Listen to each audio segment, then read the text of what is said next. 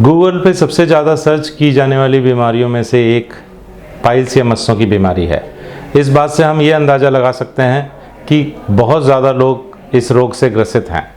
मैं doctor Kulbhushan Bharti, laparoscopic surgeon व director Goyal hospital sector 8 Faridabad, आपको इस बारे में बताऊंगा कि इस रोग के होने से कैसे बचा जाए, या अगर आपको ये रोग है तो इसको ऑपरेशन की स्थिति में न बदलने दिया जाए।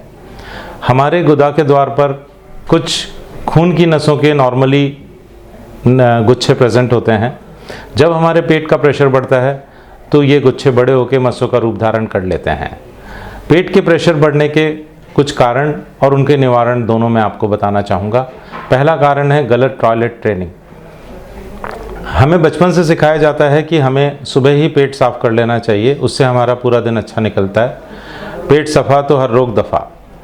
जबकि सही टॉयलेट ट्रेनिंग ये कहती है कि जब हमें बहुत तेज़ प्रेशर हो तभी हमें टॉयलेट के अंदर जाना चाहिए और हमें 2 से 3 मिनट से ज़्यादा टॉयलेट में नहीं लगने चाहिए। उसके बाद अगर हम बैठ के पेट साफ़ करने की कोशिश करते हैं तो पेट का प्रेशर बढ़ता है और मस्सों के बनने की संभावना रहती है। दूसरा, मोटापा। हमें अपना वज़न अपनी लंबाई के हिसाब से नॉर्मल रेंज में रखना है। उसके लिए हमें नियमित व्यायाम, चिकनाई और मीठे का सेवन से थोड़ा कम परहेज, और प्रोटीन और फाइबर युक्त भोजन का ज़्यादा प्रयोग करना है हमें। तीसरा, गर्भावस्था। ये एक नॉर्मल प्रोसेस है, मगर इसमें हमें कब्ज़ का ध्यान रखना है और हमें ये ध्यान रखना है कि हमें 7 से 8 घंटे का आराम लेट के ज़रूर करना है, जिससे हमारा पेट का प्रेशर कम रहे। चौथा, लीवर की बीमारियां, सिरोसिस। इसके लिए हमें शराब का कम से कम सेवन करना है और हमें हेपेटाइटिस बी का टीका लगाना है। पांचवा, कब्ज़ पेट का प्रेशर बढ़ाने की मेन बीमारी है और हमें ये ध्यान रखना है कि हमें रेशे युक्त भोजन यानी कि सब्जियां और फलों का ज़्यादा सेवन करना है, थोड़ा घूमना है और हमें आराम भी पूरा करना है। अगर हमारे इन सब चीज़ों के बावजूद भी हमारी कब्ज़ ठीक नहीं होती है तो डॉक्टरी सलाह से हमें इसबगोल की भूसी या दूसरी दवाइयाँ लेके कब्ज़ को हमें दूर रखना है। मस्सों के लक्षण निम्न हैं: लैट्रिन के रास्ते से खून आना, दर्द होना, खुजली होना और मस्सों का मल द्वार द्वारा बाहर आना।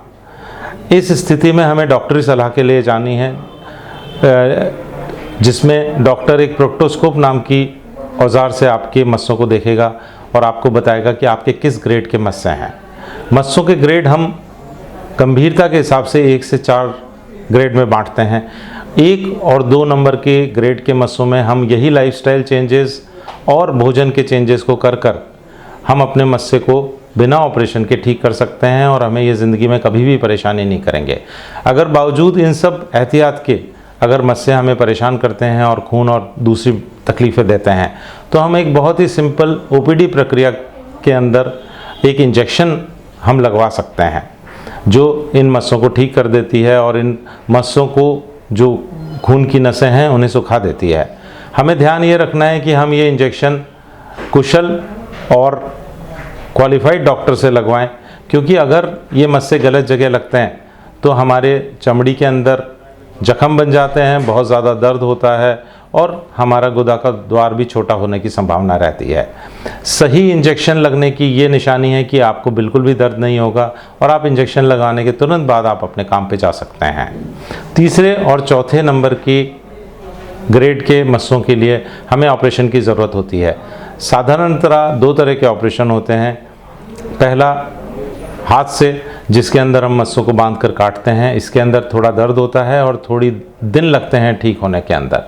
दूसरा, जो आजकल बहुत तेज़ी से बढ़ रहा है, वह है दूरबीन विधि। इसके अंदर स्टेपलर नाम के एक यंत्र से हम मस्सों का पूरा खून की सप्लाई को रोक देते हैं और उसमें हमारा दर्द रहित जगह पे हम इस स्टेपलर से बांधते हैं उन नसों को और हमें कोई भी दर्द नहीं होता है, बहुत जल्दी ठीक होते हैं और हमारे मस्से भी हमेशा के लिए ख़त्म होते हैं। आशा करता हूं कि आप सभी लोग इस जानकारी का लाभ उठाकर अपने रोग को या तो नहीं होने देंगे या इसे बढ़ने से रोकेंगे और ऑपरेशन से बचेंगे। आपके उत्तम स्वास्थ्य की कामना करते हुए मैं आपसे डॉक्टर कुलभूषण विदा लेता हूँ। धन्यवाद।